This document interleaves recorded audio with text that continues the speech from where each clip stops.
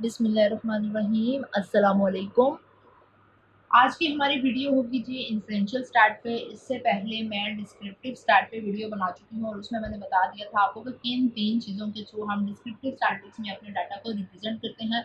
आज की वीडियो में मैं इन्फ्रेंशियल स्टार्ट के बारे में सिर्फ आपको माइनर रिव्यू दूंगी कि इन्फ्रेंशियल स्टार्ट में हम किन दो चीज़ों के थ्रू अपने डाटा को रिप्रेजेंट करते हैं। तो सबसे पहले हम बात करते हैं जी इन्फ्रेंशियल स्टार्ट में हम दो चीज़ें यूज़ करते हैं। वो होती है जी, एक तो होता है पैरामेट्रिक टेस्ट और दूसरा होता है नॉन पैरामेट्रिक। ठीक है, एक हो गया पैरामेट्रिक और दूसरा हो गया नॉन पैरामेट्रिक टेस्ट। अब पैरामेट्रिक टेस्ट क्या होते हैं जी? ये हमारे अजम्पशन बेस्ड होते हैं।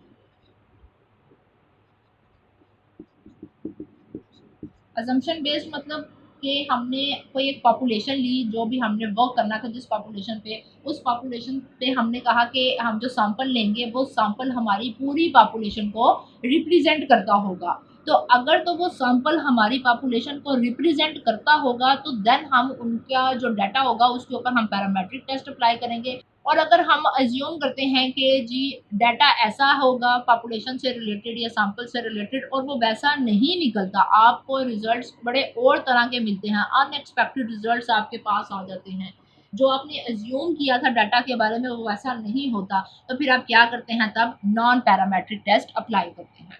अब पैरामेट्रिक टेस्ट को हम देख लेते हैं फर्दर। दो चीज़ें इसमें यूज़ होती हैं जी। एक आता है टेस्ट ऑफ डिफरेंस और दूसरा आता है रिलेशनशिप। मतलब कि हम यहाँ तो इन्फ्रेंशियल स्टैटिस्टिक्स में डिफरेंस देखते हैं या हम उसका रिलेशनशिप देखते हैं। डिफरेंस देख रहे हैं तो हम क्या चीज़ अप्लाई करेंगे जी? दो चीज़ें टेस्ट हम इस पर अप्लाई करेंगे। एक होगा पी टेस्ट और दूसरा होगा अनोवा।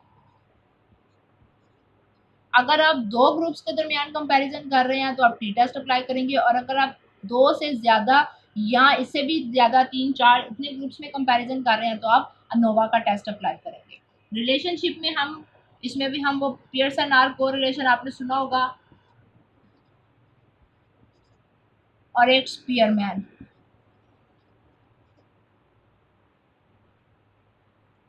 पियर्सन आर ये पैरामेट्रिक टेस्ट है और स्पीयरमैन ये पैरामेट्रिक में भी आता है और नॉन पैरामेट्रिक, ये दोनों में ही यूज़ हो जाता है।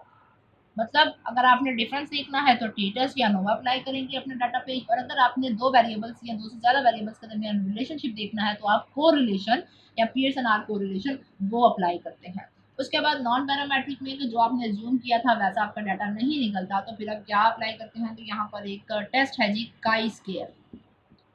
ये चाई स्केयर नहीं है जी, ये काई स्केयर है।